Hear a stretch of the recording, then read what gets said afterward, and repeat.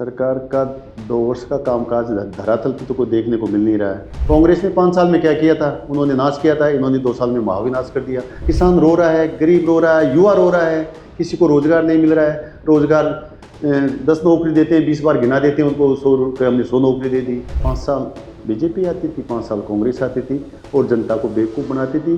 तीसरा मोर्चा अब की बार दोनों पार्टियों को दांत खट्टे करेगा।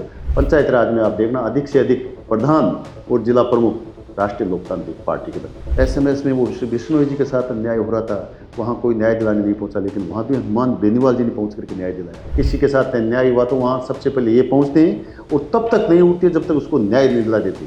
अब जनता समझ गई कि ये अपने को आपस में धर्म और जाति के नाम पे लड़ा लड़ू करके अपना स्वार्थ सिद्ध करते थे, अपने वोट ले लेते हैं। मुसीबत जहाँ भी आती है वहाँ हनुमान बेनीवाल ही खड़ा होता है। पूरी जनता ने इन दोनों पार्टियों से बहुत विमुख हो चुकी है और अब की बार बदलाव का मन बना लिया है। कई कांग्रेस के और छोटे दलों के नेता हनुमान जी के यहाँ घर आकर के मिल रहे हैं। दोनों पार्टियां जो सांपनाथ नागनाथ का खेल खेल रही है उसको अब की बार साफ करते हैं। एक पूंजीपतिता को पीछे उद्योगपतिता जो वेयर हाउस लगा रहा था उसको कम से कम 50 करोड़ की जमीन फ्री में दे दी, उसमें रोड को बना के दे दी। ऐसे काम हो रहे हैं। ये पूंजीपतियों की पार्टी है। शुरुआत सुनने से नहीं होती, उसको अमली जामा पहनाने पे होती है। अरे अमली जामा पहनाने वाला का विजन ही नहीं इनके पास। 2 साल में भी जो हुआ तो देखो उनके कितने वो मार्कशीटें बदली, कितनी युवाओं के साथ में धोखा किया गया है, वो तो रोते रह जाते हैं। और जो ये फर्जीवाड़े हैं, ये सरकार की कमजोरी है। राजस्थान में भाजपा सरकार के 2 साल पूरे हो गए हैं। अब चुनाव में 3 वर्ष का समय बाकी है, लेकिन जब जब राजस्थान में तीसरे मोर्चे की बात की जाती है तो बीजेपी कांग्रेस की नींद हराम हो जाती है, क्योंकि तीसरा मोर्चा जब खड़ा होता है तो वोट करते हैं और वोट जब करते हैं तो इसका सबसे भारी जो नुकसान है वो कांग्रेस को उठाना पड़ता है। लेकिन इस बार राजस्थान का ये चुनाव 2028 का ये फाइनल आसान नहीं होगा, क्योंकि हनुमान बेनीवाल की ताजपोशी ने राजस्थान की राजनीति में एक बार फिर पूरी तरह से गर्माहट पैदा कर दी है। अभी मेरे साथ मौजूद है राष्ट्रीय लोकतांत्रिक पार्टी के अजमेर के संभाग प्रभारी और पूर्व आरएएस प्रभातीलाल जाट और वर्तमान में एसआईआर पुनरीक्षण का काम यही देख रहे हैं। सर, सबसे पहले तो भारत अवतार में आपका स्वागत है। Thank you. सरकार के 2 वर्ष पूरे हो गए हैं। सरकार के 2 वर्ष में कैसा कामकाज रहा है? सरकार का 2 वर्ष का कामकाज धरातल पे तो कोई देखने को मिल नहीं रहा है। और सरकार का क्या मैनिफेस्टो है, क्या इन्होंने उस मैनिफेस्टो में से कौन कौन से काम कर दिए, कितने बिंदु थे, कितने बिंदु पे काम हुआ, ये चीज़ को जनता के सामने रखें। हो जब तो पता चलता है कि खिटी गोल मटोल साहब हमने कांग्रेस ने इतना काम किया, हमने उससे 2 साल में ज़्यादा कर दिया। कांग्रेस ने 5 साल में क्या किया था? उन्होंने नाश किया था, इन्होंने 2 साल में महाविनाश कर दिया। फील्ड में दिखते नहीं है। जो भी बड़े बड़े नेता ऊपर आसमान से देखते हैं, आसमान से नीचे दिखाई नहीं देता कितना अकाल पड़ा है, कितने भयंकर। आपने देखा यहाँ जयपुर जिले के अंदर भी इतना बहुत ज़्यादा बरसात होने से सारी फसलें नष्ट हो गई, लेकिन फसलों का आज तक कोई मुआवजा नहीं दिया जा रहा है। किसान रो रहा है, गरीब रो रहा है, युवा रो रहा है, किसी को रोजगार नहीं मिल रहा है। रोजगार 10 नौकरी देते हैं, 20 बार गिना देते हैं उनको, 100 रुपये हमने 100 नौकरी दे दी।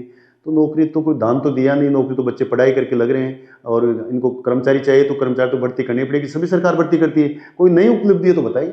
आपने मुआवजे की अभी बात करी।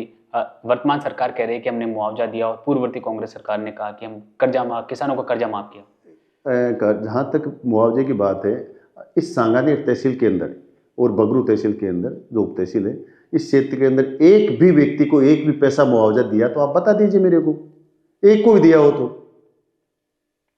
चुनाव से पहले यूं कहें कि राजस्थान में जब भी तीसरा फ्रंट खड़ा होता है, कमजोर तो होता ही है लेकिन दोनों पार्टियों के वोट काट देता है। लेकिन हनुमान बेनीवाल बड़ा चेहरा है, क्या देखते हैं कि इस बार 2028 का चुनाव आसान नहीं होगा?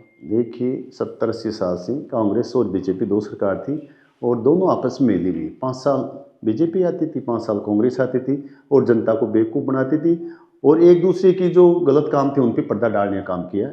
पहली बार एक तीसरे विकल्प के रूप में हनुमान जी बेनीवाल की राष्ट्रीय लोकतांत्रिक पार्टी इस बार बहुत ही अच्छी स्थिति में उभर के सामने आई है और ये तीसरा मोर्चा अब की बार दोनों पार्टियों को दांत खट्टे करेगा। और इसका परिणाम आप 2028 नहीं, अभी आने वाले जो चुनाव पंचायत राज है उसमें देख लेना। जनता ने दोनों ही पार्टियों को उखाड़ के फेंकने का संकल्प कर लिया है और बदलाव की ठान ली है। और बदलाव के रूप में तीसरे विकल्प का जो थर्ड फ्रंट है वो हनुमान जी बेनीवाल के नेतृत्व में अब की बार राजस्थान में बहुत प्रभावी ढंग से दिखाई देगा। और पंचायत राज में आप देखना, अधिक से अधिक प्रधान और जिला प्रमुख राष्ट्रीय लोकतांत्रिक पार्टी के बने। आगामी विधानसभा चुनाव 2028 में होंगे, क्या आरएलपी पार्टी 200 विधानसभा सीटों पर अपने प्रत्याशी उतारेगी? राष्ट्रीय लोकतांत्रिक पार्टी सभी सीटों के ऊपर अपने प्रत्याशी उतारेगी और खुद अलग से चुनाव लड़ेगी। हमारे नेताजी खैर इस मामले में डिसाइड करेंगे, लेकिन खुद पार्टी इतनी मजबूत हो चुकी है और इतनी सक्षम है। आज 36 कौम चारों तरफ से पूरे राजस्थान में आरएलपी की राह देख रही है। आप रोज देख रहे हो, गांव के गांव आकर के आरएलपी ज्वाइन कर रहे हैं। अभी खटवाड़ जो हमारे माननीय उप मुख्यमंत्री जी का क्षेत्र है, वहाँ के लोग बाग आकर के हनुमान जी के घर पे जालूपुरा में पूरे गांव ने आरएलपी ज्वाइन किए। इससे पहले हट्टूपुरा गांव था, उसने पूरा गांव ने आकर के आरएलपी ज्वाइन किए। अभी 2-3 दिन पहले भी कई लोग, और 25 तारीख को आप देखना आधा दूध क्षेत्र और ये बगरू क्षेत्र आरएलपी ज्वाइन करने जा रहा है। आपके सामने यहाँ बहुत बड़ा आपको एक उत्सव के रूप में देखने को मिलेगा। जनता 36 कौम की आरएलपी से जुड़ रही है और हनुमान जी की न्याय प्रियता और इनकी जो रीति नीति है उससे प्रभावित होकर के जनता इधर अग्रसर हो रही है। आपने देखा कि अभी धमाना के अंदर मामला हुआ था, उसमें भी हनुमान जी ने न्याय दिलाया। पीपलू में शंकर मीणा के साथ में आपको ध्यान है, ट्रैक्टर से कुचल दिया था, मौत हो गई थी बेचारे की, कोई न्याय नहीं दिला पाया, लेकिन वो भी हनुमान जी बेनीवाल ने न्याय दिलाया है। SMS में वो बिश्नोई जी के साथ अन्याय हो रहा था, वहाँ कोई न्याय दिलाने नहीं पहुँचा, लेकिन वहाँ भी हनुमान बेनीवाल जी ने पहुँच करके न्याय दिलाया। कपासन के अंदर सूरज माली की साथ में जो अन्याय हुआ था, उसमें भी सारे कांग्रेस के और बीजेपी के नेता जाकर के घड़ियाला सुबह के आ गए, लेकिन वहाँ भी पहुँच करके हनुमान जी बेनीवाल ने न्याय दिलाया था। और यहाँ मकराना में जो राजपूतों के साथ अन्याय हुआ था, उसमें भी हनुमान जी बेनीवाल हर 36 कौम को न्याय दिला रहे हैं। और वो जब तक नहीं उठते वहाँ से, किसी के साथ अन्याय हुआ तो वहाँ सबसे पहले ये पहुँचते हैं और तब तक नहीं उठते जब तक उसको न्याय नहीं दिला देते। और दूसरी पार्टियों को भी फील्ड में घूमने के लिए तैयार कर दिया है। जब हनुमान जी को लगता है कि कहीं कोई अन्याय हो रहा है, वहाँ कि हनुमान जी जाएंगे, उससे पहले अब दूसरे भगने लगे, नहीं कोई देखता ही नहीं था। जनता की कुछ सूझबूझ नहीं ले रही थी। आपने हनुमान बेनीवाल की बात करी। वर्तमान सरकार अभी भजनलाल शर्मा की सरकार है, पूर्व में कांग्रेस की सरकार रही। जब ऐसा कुछ बड़ा आंदोलन होता है या कुछ बड़ी घटना होती है, दोनों सरकारें के कोई भी बड़े नेता वहाँ नहीं पहुँचते, जहाँ पर हनुमान बेनीवाल पहुँच जाते। क्या ये परिपाटी बन चुकी है राजस्थान में कि जब जब अगर ऐसा बड़ा आंदोलन या कुछ घटना होगी तो लोग हनुमान बेनीवाल की तरफ ऑटोमेटिकली खींचे चले आते हैं? पहले जनता को बता रहा हूँ, झूठी गुट्टियाँ देते थे, अब जनता समझ गई कि ये अपने को आपस में धर्म और जाति के नाम पे लड़ा लड़ू करके अपना स्वार्थ सिद्ध करते थे, अपने वोट ले लेते हैं। लेकिन जहाँ मुसीबत आती है जनता में, वहाँ कोई भी खड़ा नहीं होता है, और मुसीबत जहाँ भी आती है वहाँ हनुमान बेनीवाल ही खड़ा होता है। तो इससे इन पार्टी ने सबक सीख लिया कि अब अपने ये दाल गलने वाली नहीं है, अपना ये झूठ का कच्चा चिट्टा भी हनुमान जी ने खोल दिया है। इसलिए वो अब अपने आप दौड़ने लगे। पहले ये देखते हैं कि हनुमान जी नहीं पहुँचा, इससे पहले हम पहुँच जाए, लेकिन उनके पहुँचने से क्या होता है, न्याय तो वो एक ही शेर है, एक ही बंदा है जो मौके पे न्याय दिला के उठता है, और सरकार को झुकना पड़ता है क्योंकि वो सच्चा है, ईमानदार है, बोल्ड है। बाकी तो खेल चल रहा है, दुनिया देख रही है। आपने हनुमान बेनीवाल की ताकत करी हुई बात करी, लेकिन राजस्थान में जब चुनाव होता है तो सबसे बड़ी पार्टियों के पास ही वोट बैंक ज़्यादा होता है, बीजेपी हो चाहे कांग्रेस हो। थर्ड फ्रंट के पास वोट पावर कम होता है, लेकिन वो खेल बिगाड़ देती है। लेकिन हनुमान बेनीवाल की अगर पार्टी राजस्थान में सक्सेस बनकर भी उभर आती है, लेकिन किसी न किसी पार्टी का सहारा तो लेना ही पड़ेगा। देखिए, अब की बार पूरी जनता ने इन दोनों पार्टियों से बहुत विमुख हो चुकी है और अब की बार बदलाव का मन बना लिया है। आपको मैंने बताया ना, गांव के गांव आकर के ज्वाइन कर रही हैं। तो अब की बार तो दोनों पार्टियां घबराई हुई है और हनुमान जी बेनीवाल है जो बड़ा सशक्त एक पार्टी के नेतृत्व के रूप में उभर रहे हैं। और छोटी छोटी जो और भी छोटी पार्टियां हैं, वो पार्टियां हनुमान जी की तरफ देख रही है। अभी हम देख रहे थे कई कांग्रेस के और छोटे दलों के नेता हनुमान जी के यहाँ घर आकर के मिल रहे हैं। तो आगे बहुत कुछ मिलजुल करके छोटे जो भी दल हैं वो मिलजुल करके चुनाव लड़ेंगे, और ये दोनों पार्टियां जो सांपनाथ नागनाथ का खेल खेल रही है उसको अब की बार साफ कर देंगे।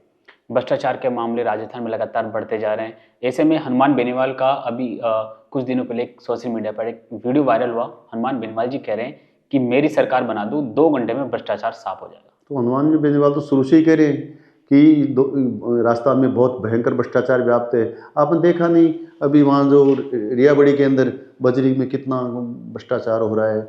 इसके अलावा और भी यहाँ ज़मीनों के कई गफले हो रहे हैं, आपको भी ये पता है सारा चीज़ें, कहाँ क्या खेल हो रहा है।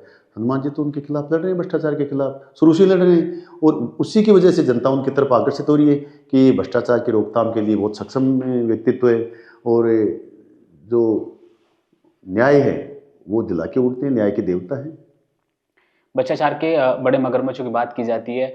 ऐसा क्यों होता है कि दोनों ही पार्टियों, बीजेपी हो चाहे कांग्रेस हो, दोनों ही आपस में एक दूसरे पर आरोप प्रत्यारोप करते हैं, लेकिन असली जो चेहरा कौन है उसको नहीं पकड़ा जाता। क्या लगता है आपको? वो तो हनुमान जी उजागर कर ही रहे हैं ना, इसीलिए तो जनता इधर आ रही है कि सही न्याय तो यही देंगे। इसलिए अब की बार सब जो राजस्थान की पूरी जनता है हनुमान जी की पार्टी की तरफ देख रही है, हनुमान जी के चेहरे की तरफ देख रही है। और इसका परिणाम अब की बार देखना, पंचायत राज चुनाव में आपको पता लग जाएगा कि ये इनका जो लोगों को गुमराह करके राज में सत्ता में आ रहे थे वो अब ज़्यादा दिन चलने वाला नहीं है। अब जनता समझ चुकी है और बिल्कुल नेतृत्व परिवर्तन के, सत्ता परिवर्तन के पक्ष में। आप ही के पार्टी के खिंवसर से प्रत्याशी, और यूं कहें कि आप ही के पहले के पार्टी के थे और वर्तमान में बीजेपी के खिंवसर से एमएलए भी थे, रेवत राम डांगा, आप जैसे आपकी पार्टी छोड़ी और 40% कमीशन के आरोप में पकड़े गए। कैसे देखते हैं आप इस पूरे मामले को? बिल्कुल भ्रष्टाचार गलत है और पकड़े गए तो उनके खिलाफ भी बिल्कुल जांच चल रही है, कार्रवाई होनी चाहिए। जो गलत करता है उसके खिलाफ कार्रवाई जरूरी है, नहीं तो फिर जनता का विश्वास हट जाएगा। एक जनता मालिक, प्रशासन है और राजनीति मालिक होती है और वो इस प्रकार के काम करेंगे तो फिर जनता का विश्वास हट जाएगा। हनुमान जी इसके भ्रष्टाचार के खिलाफ जज के लड़ रहे हैं, अन्याय के खिलाफ जज के लड़ रहे हैं और आने वाले चुनाव के अंदर आपको इसका रिजल्ट देखने को मिलेगा। बात चाय की थड़ियों पर चर्चा हो रही है कि रेवतराम डांगा को आपकी पार्टी में खाने को नहीं मिला, इसके बाद वो बीजेपी में चले गए और वहाँ पर 40% कमीशन के मामले में फंस गए। तो वो तो आ ही रहा ना, खुलेआम मीडिया में आ ही रहा है, वो देख रहे हैं, आप भी देख रहे हैं, हम भी देख रहे हैं, सभी देख रहे हैं। इस प्रकार अगर 40% पहले अपने राजीव गांधी जी कहते थे 95 पैसा तो बीच में चल जाता, 15 पैसा आता है, तो ये 15-40 का खेल चलेगा तो विकास कहाँ से होगा? देख रहे हैं विकास के नाम पे हमारी क्या स्थितियाँ हो रही है। लोगों को बिजली नहीं मिल रही, किसानों को, इसके अलावा सड़कें नहीं बन रही है, पानी नहीं आ रहा है, पानी की पाइपलाइनें गठिया डाली जा रही है और जो नॉर्म्स है उसके आधार पे उसको गहराई में गाड़ा नहीं जा रहा तो रोज टूट रही है, लीकेज हो रही है, पानी फालतू जा रहा है, जनता को पीने का नहीं आ रहा। तो सोर्स ढूंढे पानी के, वो सोर्स ऐसे ढूंढे जो उनमें पानी नहीं है, पानी है तो फ्लोराइड का है, क्या मतलब है ऐसे? आपने किसानों की बात करी, किसान हितैषी सरकार कौन सी है? बीजेपी पार्टी है या कांग्रेस पार्टी है? क्योंकि जब भी किसानों की बात होती है हनुमान बेनीवाल सबसे आगे नजर आते हैं। तो सबसे बड़ा तो हनुमान जी बेनीवाल किसानों समर्थक, जब 3 कानून के खिलाफ लड़ाई हुई थी तो वहाँ टिकैत साहब, राकेश जी टिकैत और हनुमान जी बेनीवाल दो ही थे सामने मोर्चे पे, और कौन था? और तो उनको कुचलने में लगे हुए थे। सारे किसानों को भी 1 साल तक वहाँ धरना दे के बैठे थे हाईवे के ऊपर, उनको बुरी तरह कुचला जा रहा था। सरकार ने बहुत बड़ी बड़ी फोर्सें भेजी थी, लेकिन हनुमान बेनीवाल और टिकैत साहब नहीं होते तो ये कुचले जाते और वो तीनों कानून लागू हो जाते तो आज किसान भूमिहीन हो जाते, मजदूर बन जाते, जमीन पे आ जाते। आपने भ्रष्टाचार की बात करी, बीएपी पार्टी के एमएलए जयकिशन पटेल पर जब आरोप लगा रिश्वत का तो उन पर तुरंत कार्रवाई हो गई, लेकिन अभी 1 महीने पहले जो विधायकों का स्टिंग ऑपरेशन हुआ उसमें तीनों ही एमएलए पर कोई भी कार्रवाई नहीं हुई। कैसे देखते हैं आप? बहुत बेईमानी है, ऐसा भेदभाव नहीं होना चाहिए। जो गलत है, जो दोषी है उसके खिलाफ सभी बराबर है लोकतंत्र के अंदर, सबके साथ कार्रवाई होनी चाहिए। लेकिन ये सत्ता पक्ष अपनों को बचाता है और दूसरे जो विपक्षी है उनको दबाने की कोशिश करता है। ये नीति बहुत गलत है, लोकतंत्र के लिए घातक है। सरकार योजनाएं बनाती है लेकिन धरातल पर नहीं आती, या तो कुछ वो स्कीम विभाग के अंदर ही रह जाती है और कई स्कीम होती है कि धरातल पर पहुंचने से पहले ही बजट ही गायब हो जाता है। कैसे देखते हैं? अबे आए थे ना 1300 करोड़ रुपये लैप्स हो गए, योजनाएं बनाई थी झोटवाड़ा के इधर की, विद्यानगर की, वो सारी धरातल पे नहीं आई। उससे पहले तो सिर्फ कागजों में योजनाएं बनती है, धरातल पे काम कहाँ हो रहा है? काम तो कुछ हो ही नहीं रहा है। काम हो रहा तो जो अभी मैं देख रहा था कल, कोई तो सड़कें बनी थी और उसको हाथ से सड़क को उखाड़ी जा रही थी। कितनी मजबूत सड़कें जो हाथ से उखड़ जाती है, ये काम हो रहे हैं सरकार के। तो यूं कहें कि सरकार काम नहीं करना चाह रही या फिर अधिकारी सरकार के काम को रोक रहे हैं? और काम तो सरकार कराने चाहती है कि अगर अधिकारी नहीं करे तो सरकार ऊपर किस लिए बैठी है? सरकार की मॉनिटरिंग करने की जिम्मेदारी है। काम नहीं करे तो अधिकारी के खिलाफ तो सरकार कार्रवाई कर सकती है। कई अधिकारियों को भी नाम आए लेकिन सरकार ने अभी तक कोई भी एक्शन नहीं लिया। तो नहीं लिया तो हनुमान जी आ रहे हैं, सब ले लेंगे। आप भी एक अधिकारी रहे, एडीएम रहे, एसडीएम रहे, और आपका तो तबादला 14 बार कर दिया। क्या कहते हैं कि कुछ अधिकारी जो काम करना चाहते हैं क्या उनको एक जगह नहीं टिकने देते? 14 बार नहीं, मेरा तो 11 साल में 24 बार हो गया। RS बनने के बाद में 11 साल में 24 बार हो गया। लेकिन जहाँ गए हमने तो काम किया, दिल खोल के काम किया है, तो सही काम था, उसको करने से हम डरे नहीं। जनता को तत्काल राहत दी और आज जनता जहाँ जाती है वहाँ हमारा सम्मान भी करती है, याद करती है, हमारी सबसे बड़ी पूंजी है। तो अधिकारी को तो काम करना ही चाहिए भाई। सरकार ने क्या, भगवान ने आपको इस पद पे बैठा दिया, एक न्याय के पद पे, तो आपको न्याय करना चाहिए। और मैंने तो पूरा मेरा प्रयास किया था कि मैं पूरी जिम्मेदारी के साथ में, ईमानदारी के साथ में लोगों की सेवा करूं। और मैं जहां जाता हूं, जहां मेरे को सम्मान मिलता है, तो मैं समझता हूं शायद मैंने कुछ किया होगा। आरएलपी पार्टी की हम बात कर रहे थे कि आगामी 2028 में चुनाव होना है। पश्चिमी राजस्थान में तो आरएलपी पार्टी मजबूत नजर आती है, पूर्वी राजस्थान में कैसे सामना करेंगे आप? हमारे संगठन को मजबूत किया जा रहा है। पहले संगठन कमज़ोर था, लेकिन अभी आपको ध्यान है कि दिलीप जी चौधरी जो पूर्व मंत्री थे, उनको हमारा स्टेट का प्रभारी बनाया है। और 5 जैसे इंदिरा जी बावरी है, महेंद्र जी डोरवाल है, शंकर जी है और मैं हूँ, हम 4-5 को अभी संभाग के प्रभारी बनाए। और हमें अधिकार दिया है कि आप अपने हिसाब से जो भी नीचे आपको कार्यकर्ताओं को लेना है वो लेकर के और संगठन को मजबूत बनाया जाए। उसके लिए हम प्रयास कर रहे हैं, लगातार दौरे कर रहे हैं, मीटिंगें कर रहे हैं और जहाँ जा रहे हैं वहाँ जनता का बहुत अच्छा रेस्पॉन्स आ रहा है। सारी जनता आरएलपी की तरफ दौड़ी हुई आ रही है, एक आशा के किरण के रूप में देख रही है कि हनुमान जी बेनीवाल हमें न्याय दिलाएंगे और अपन देख रहे हैं वो न्याय दिलाने में सफल भी हो रहे हैं। हनुमान बेनीवाल का प्रभाव इतना ज़्यादा है राजस्थान में, लेकिन खींवसर से वो चुनाव हार गए।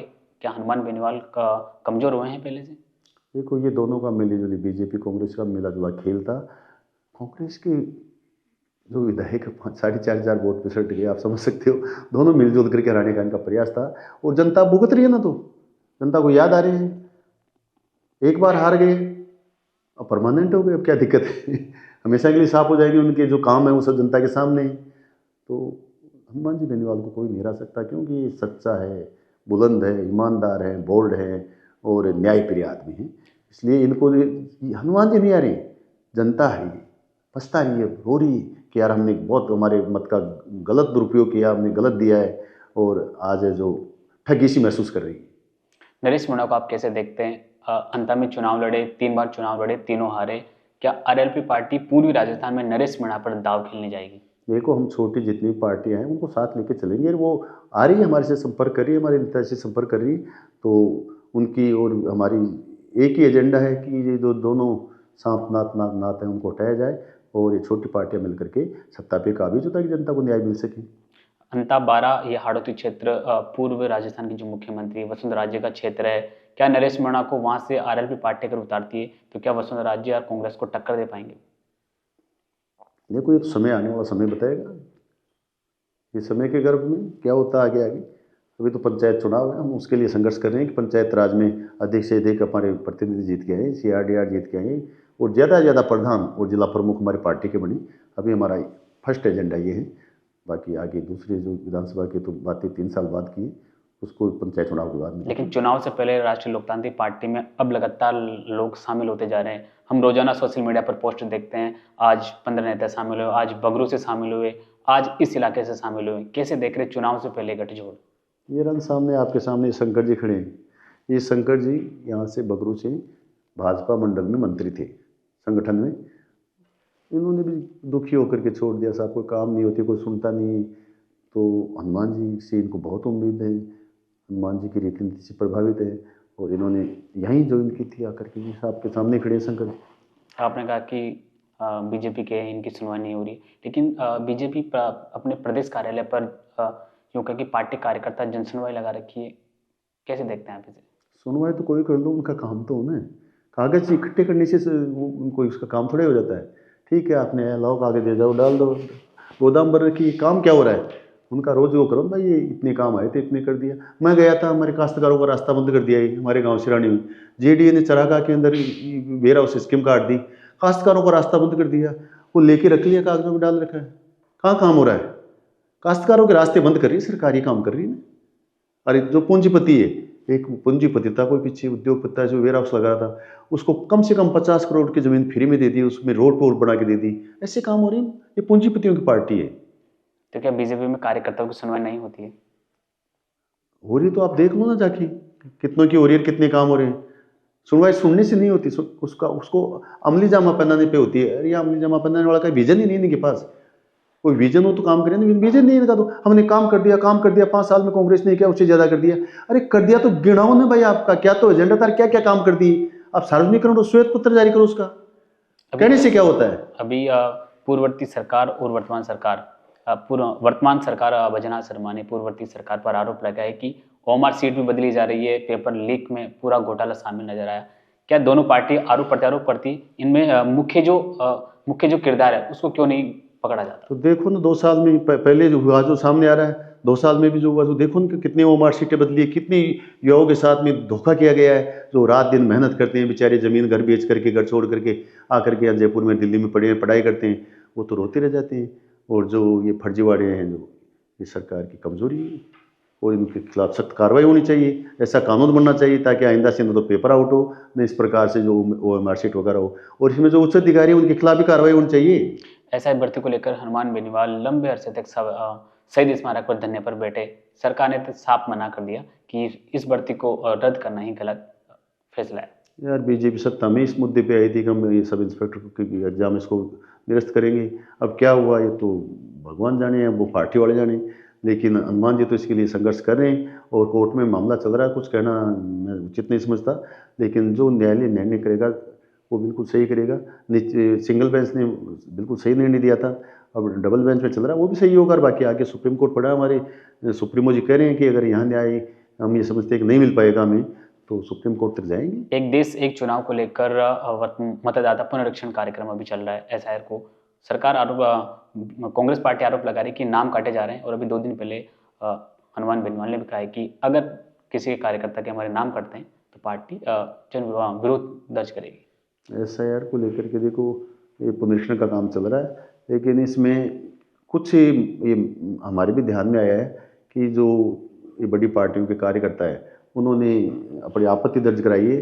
और उस आपत्तियों में सिर्फ डर, मैं तो ये मानता हूँ कि कुछ लोग बाहर रहते हैं, जो कमाने खाने गए हैं, मजदूरी करने गए हैं, वो यहाँ रहते नहीं हैं। और जो ये दोनों पुरानी पार्टियाँ हैं, ये बहुत तेज चालाक हैं। ये जानते हैं ये लोग बाहर खाने गए तो उनकी आपत्ति लगा दो, वो आएंगे नहीं, उनका जवाब आएगा नहीं, उनका नाम कट जाएगा। तो इसके लिए हमने हमारे कार्यकर्ताओं को सजग किया है, वो उनका लिस्ट ले रहे हैं और इनकी जांच कर रहे हैं, और जो भी बात है वो सब सामने आ जाएगी। मेरा आखिरी सवाल, राजस्थान की राजनीति में बड़े चेहरा तो बहुत हैं पॉलिटिकल में, अशोक गहलोत हैं, सचिन पायलट हैं, वसुंधरा राजे है, और अब हनुमान बेनीवाल है। क्या लगता है कि चारों में से सबसे वर्तमान, अगर राजस्थान की राजनीति उठा के देखें तो सबसे पावरफुल नेता किसको देखते हैं आप? पावरफुल तो देखा ही दे रहा है, सड़क से जो सदन तक लड़ता है, जनता के लिए लड़ता है, जनता के हित के लिए लड़ता है, न्याय के लिए लड़ता है, वो पावरफुल होता है। और उस पावर के अंदर हनुमान जी का कोई सानी नहीं है। अभी देखा आपने रियाबड़ी में 10 तारीख को 13 तारीख को 2 दिन रात टेम्परेचर 2 डिग्री, उसके अंदर सारी रात कड़ाके की सर्दी में अपने कई हजार अनुयायियों के साथ में धरना देना, बैठे रहना, ये है असली राजनेता। और हम भी उसमें साथ थे। कोई दूसरी नेता तो नहीं जा रही। अवैध खनन हो रहा है, रेलवे ट्रेन निकाल रहे हैं सीमेंट फैक्ट्रियों के लिए, उसमें मुआवजा उचित नहीं मिल रहा है। इसके अलावा जो कृषि का खराबा हो गया उसका उचित मुआवजा नहीं मिल रहा है। किसानों की आवाज़ को कोई बुलंद करने वाला ही नहीं है, मजदूर की आवाज़ को कोई बुलंद करने वाला ही नहीं है, सिर्फ हनुमान बेनीवाल जी के अलावा। तो वो तो सड़क से सदन तक लड़ रहे हैं। और आपने सदन में देखा, लोकसभा के अंदर किसी ने युवा की आवाज़ उठाई क्या? अग्निवीर योजना के खिलाफ किसने आवाज़ उठाई क्या? 4 साल में जो हमारे फौजी हो जाके बेचारे क्या करेंगे? बाद में आके अपने बच्चों को कैसे पढ़ाएंगे, कैसे उनकी शादियाँ करेंगे, कैसे घर चलाएंगे? इस बारे में भी सरकार को सोचना चाहिए। और इसको पुनर्विचार करके मैं तो ये समझता हूँ, ये अग्निवीर योजना को बिल्कुल पहले की वाली जो ढर रहा है उसी को लाना चाहिए और इसको ख़त्म करना चाहिए। तो ये थे मेरे साथ राष्ट्रीय लोकतांत्रिक पार्टी के अजमेर के संभाग प्रभारी और पूर्व RS प्रभातीलाल जाट, जिन्होंने राष्ट्रीय लोकतांत्रिक पार्टी के 2028 के आगामी जो चुनाव होने जा रहे हैं उसमें पार्टी का विजन बताया। और उन्होंने यूँ कहें कि मुखरता से अपनी बात रखी कि आने वाले जो 2028 का जो चुनाव है उसमें राष्ट्रीय लोकतांत्रिक पार्टी बीजेपी और कांग्रेस के लिए चुनौती सामने पेश करेगी। और ये चुनाव आसान नहीं हुआ, क्योंकि इस बार राष्ट्रीय लोकतांत्रिक पार्टी की पूरी राजस्थान में मजबूती से उभरेगी। कैमरामैन लक्ष्मी नारायण के साथ में राकेश लवानिया, भारत रफ्तार।